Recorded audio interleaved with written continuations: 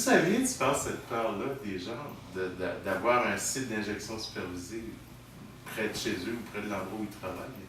C'est, je sais pas, j'ai jamais vu un junkie courir après les bourgeois pour les piquer. De quoi ils ont peur au juste? En fait, la plupart des gens ont toujours peur genre, de ce qui est moins beau. Ouais. Puis cette réalité-là, elle est là, tu sais. Les shootings se font dans leur université, dans leur commerce, puis ils pensent que ça va faire plus... Ça va accentuer le problème. Ça va accentuer le problème quand ça va être l'effet contraire, justement. Il va y avoir une place pour être en sécurité, puis ils vont être moins partout. Ben, tous ceux qui vont aller là pour se piquer, ils iront pas ailleurs, dans le fond.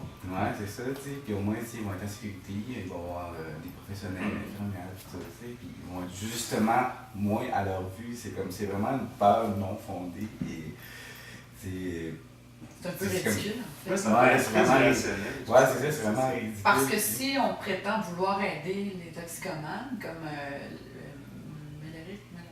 Mélaric, bon, ok, tout le monde était indigné, problème de gestion, tout ça, bon, il y a eu 6 millions de plus, mais en fait, ces gens-là, on veut pas les voir.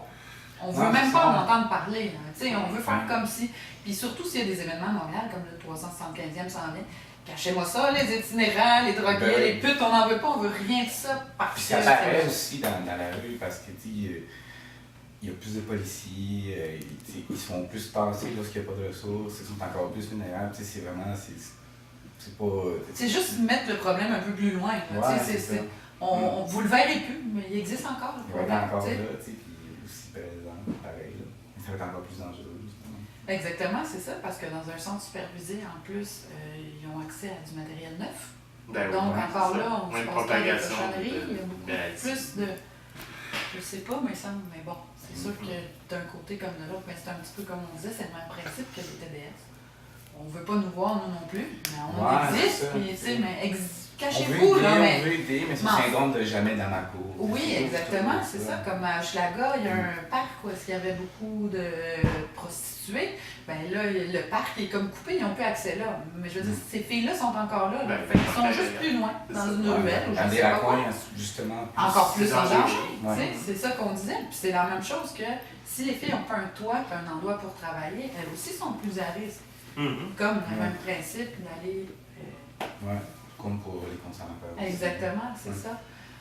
Depuis que, justement, je voulais parler de cactus avec toi, parce que je trouve que c'est pas assez connu comme ressource. Je trouve qu'il manque de publicité pour ceux qui restent, en fait, parce qu'on en voit fermer puis tomber comme ça se peut pas.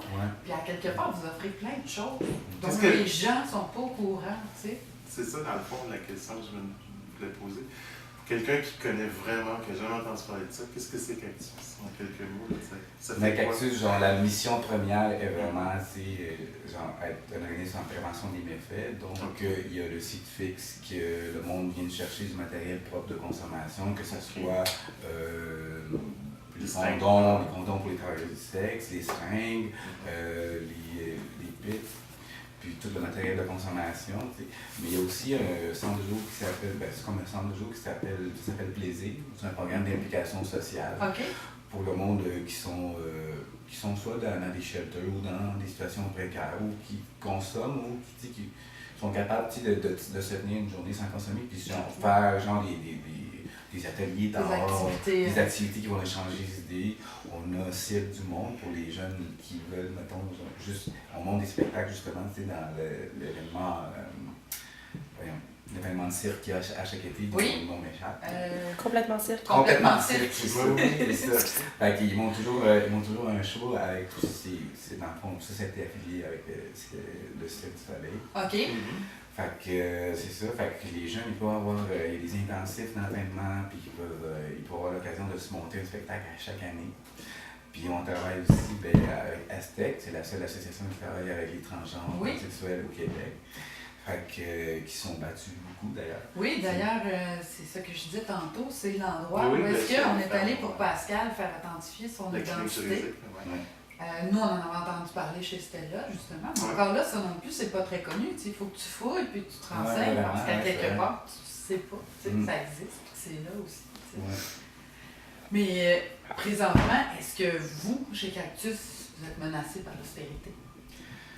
Ben, comme de raison, oui. Je sais, mais comment je pourrais dire? On fignole quand même assez bien avec le staff qu'on a. Ouais. Puis c'est sûr que oui, ça fait pas autant d'ouverture, mais il reste encore les petits. Il y a des programmes qui ont dû être coupés, malheureusement. Ouais. Puis prioriser ce qui était vraiment important, genre les chines de cactus. Mais c'est ça. Mais, on finit à la aussi, il y a aussi des bénévoles qui vous aident et tout ça, j'imagine, autour des gens qui... Du bénévolat, on n'en a pas tant que ça. Je pense que la manière que c'est monté, c'est voulu. Oui, c'est voulu, puis aussi, c'est parce qu'on ne veut pas mettre les gens en risque non plus. Ça prend un minimum de formation, que ce soit comme les messagers, comme le programme que j'ai embarqué, puis qu'il y a plus de possibilités. Quelqu'un, genre, qui veut slacker, qui veut se trouver un petit job. Ouais. Moi, je trouve que c'est un excellent moyen. C'est parce ça existe encore, comme ça? Ça existe encore. Okay. Ouais, ça existe encore, tu sais. Puis ça, qu'est-ce qu'ils font? Ils appellent chez Cactus. C'est bon, chez Cactus, puis à ce moment-là, ils se renseignent sur qu'est-ce qu'il y a. Ouais, c'est ça. Ben, tu sais, eux autres, ils se promènent, ils ont leur cellulaire. Puis ils font tout un service de livraison parce qu'il y a du monde qui ne veulent pas se rendre dans les ressources. OK. Des fois, c'est même pas du monde qui font partie mais il n'y a pas de clientèle. Il n'y a pas de. J'ai pas le mot clientèle. Il n'y a pas de usager type en tant que tel. OK. Vous n'avez pas un groupe d'âge ou quelque chose de précis vraiment? Il y a quand même, c'est super varié. Des fois, tu peux avoir le petit bonhomme en costard qui vient faire une buzz une fois de temps en temps. C'est comme une très vieille personne ou des fois du monde plus jeune. Mais c'est ça, c'est vraiment. Il n'y a pas de type de consommateur. Genre, on peut pas faire un type, un profil. Bon, mais ça va être des consommateurs. On pense que c'est comme OK, c'est tous les hauts. Non, c'est non. C'est très surprenant. C'est ça, très surprenant.